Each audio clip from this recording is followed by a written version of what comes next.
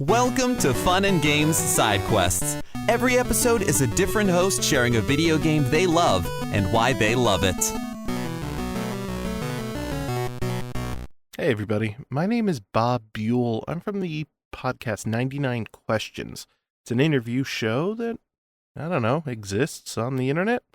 The gang here has been kind enough to let me on side quests to talk about what is probably my favorite JRPG of all time. And I want to do some housekeeping right up front. I know with JRPGs in particular, they say that your first one is usually the one you hold with the most nostalgia and hold the highest. And I think there's a lot of truth to that. And I'm going to try my best to machete through the nostalgia as much as possible and just give you the facts about this game and why it's so good. That game is Phantasy Star IV for Sega Genesis. Coming out in 1995, this game is not talked about along with a lot of other 16-bit RPGs of its time. I think it's finally getting its flowers now, but for the longest time, everything was Final Fantasy this, Dragon Warrior that, Chrono Trigger, and so on and so on. But Phantasy Star IV is what got its hooks into me.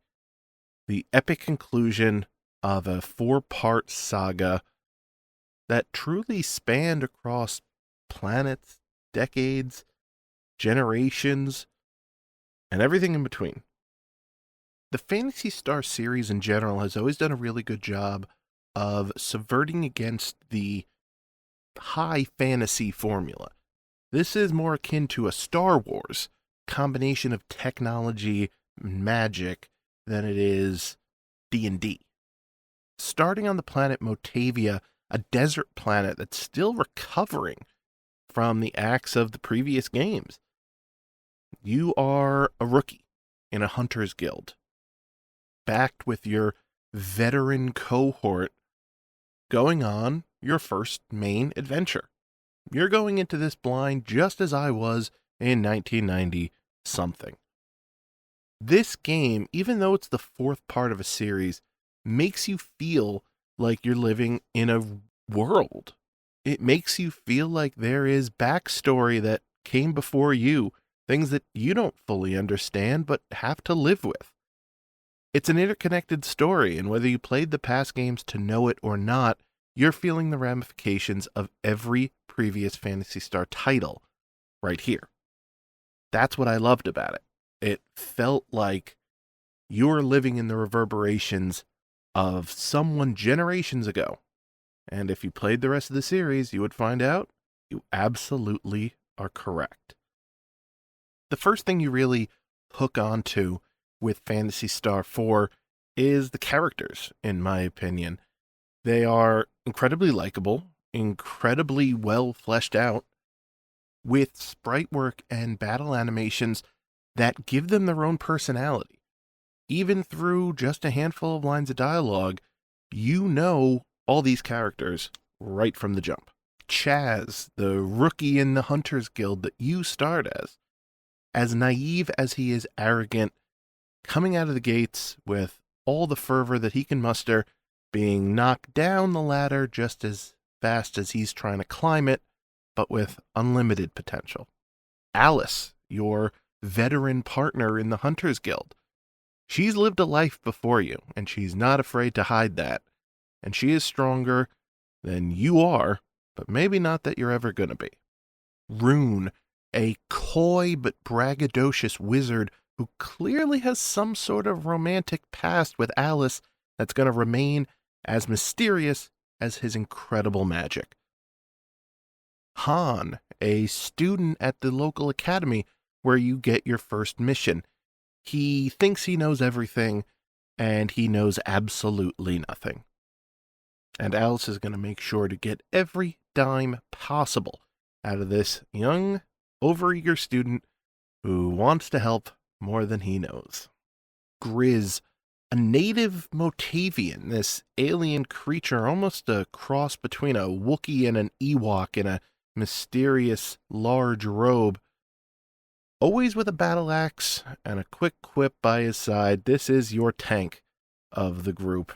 But he loves his family more than anything else in this world and will fight to defend them. Rika, a biohuman created in a lab who is completely bright-eyed and bushy-tailed to the world, but learning, along with the rest of the party, how cruel it can be. Ren, an android stationed on a satellite protecting the planet that you're on. He's actually a throwback to Phantasy Star IV, a major link in the series here, and will come to be your right-hand man throughout this game. Demi, another android who you find chained up in a castle by a dark wizard. She helps you and is willing to sacrifice everything to make sure your team betters yourself and the planet. Raja, a sarcastic old priest that you find out in the ice planet of Dezolis. Your spaceship lands on his church, and he gives you puns for the rest of the game. What's not to love about this guy? And Kira, another character, underdeveloped at best. This is just your main cast that you learn to know inside and out through battle, through cutscenes, through story, throughout your adventure in Phantasy Star IV, but there's so many more. Han's wife, Seth, the cave explorer that you find going through your adventures. The old professor who's been turned to stone in a cave, another throwback to Phantasy Star I. Zeo, the dark mage, using his power for evil, trying to wipe the planet out with monsters. A lot of these might sound like tropes now, but in 1995 and on the Sega Genesis, they weren't. Believe me, the Phantasy Star series, whether you realize it or not, created a lot of the tropes that you see in JRPGs to this very day. You want to look to the first permadeath party member in an RPG? That's Phantasy Star 2, baby. You want to look to the first female protagonist of an RPG? That's Phantasy Star 1. These games are so influential, but again, we're cutting through that nostalgia. We're cutting through that. What makes you love these characters is not only the adventure that you're on, but it's the cutscenes. It's the story. And this game doesn't do stories in just text boxes and watching pixelated characters walk left and right. They do it in full comic book style, with panels of amazing pixel art.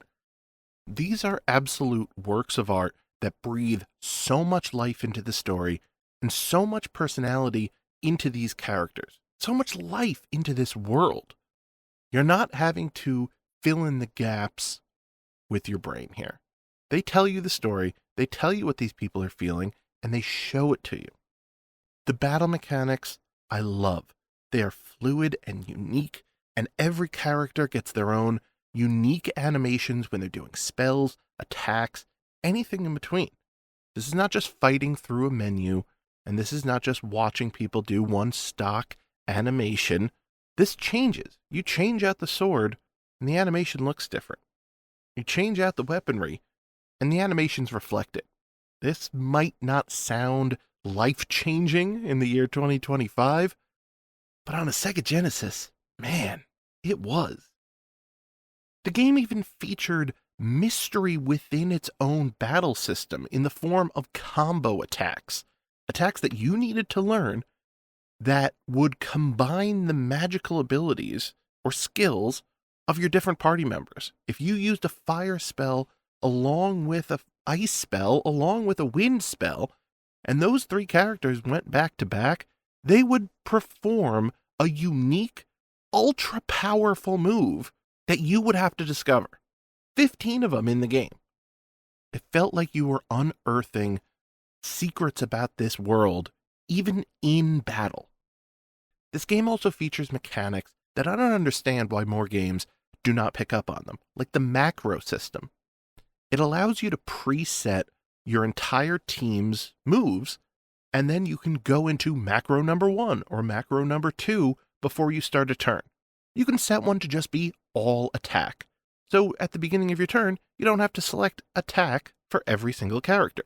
You can save those combination moves that you just discovered as a macro, so you can remember them and use them in future battles.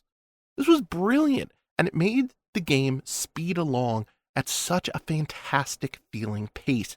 Even today, the story is moving at a great pace, and so are the battles because of systems like this. The music, my God, the music.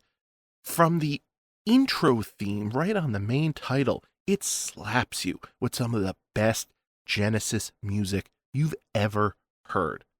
We're going into battle, we got a banger of a theme. Going into the overworld, banger. Boss fight music, music that changes as you get into space, music that changes as you get into vehicles that you discover throughout this game. They are absolutely unbelievable and use the Sega Genesis sound chip to its very best. There are iconic moments and iconic boss fights in this game alone. There are so many iconic moments, standout boss fights from this game alone. A lot that play fan service to the players who have played every game in the series, and many that will grab you by the heartstrings even if you haven't played any of the previous ones. I don't want to spoil them here because you can get this game. Every Sega Genesis collection, every Sonic collection that has ever come out has this game in it. Please check it out. I hope this speech inspires someone to do that. But I cannot stress to you how many moments I love from this game. Whether it's an absolutely colossal boss fight where it feels like you're fighting a darkness that's going to stamp out the entire universe, to a shockingly heartfelt moment in the middle of a pixelated 20-plus year old RPG. God, 30 years plus at this point. This game is special, and maybe I can't break it down with exact metrics and facts and figures. Maybe I'm going to be clouded with nostalgia no matter how I talk about this game. But there is something magical about this game. Phantasy Star IV is more than a sum of its parts. It has attitude, it has grit, it has heart to it. It has heart that a lot of other JRPGs just fail to click with. And there's something special about this game being the last in the series.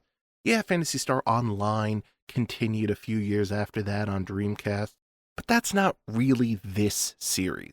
It's a spin-off at best. The stories are completely unrelated, but there is something really nice about having this self-contained universe and self-contained story. 4 games, from the Sega Master System to the Sega Genesis. That's it. They told the story they wanted to tell with the characters that they have. Saving the world, failing sometimes. Having your friends, losing them, and gaining more. Becoming stronger, maybe a little bit wiser along the way. There's something beautiful about that. Would I fanboy out if a Phantasy Star V came out tomorrow? Of course. But do I need one? Do I want one? No. It's nice having these 4 novels on my shelf, embossed in time. When this game says the end, they mean it. And I love that. Please, check this game out.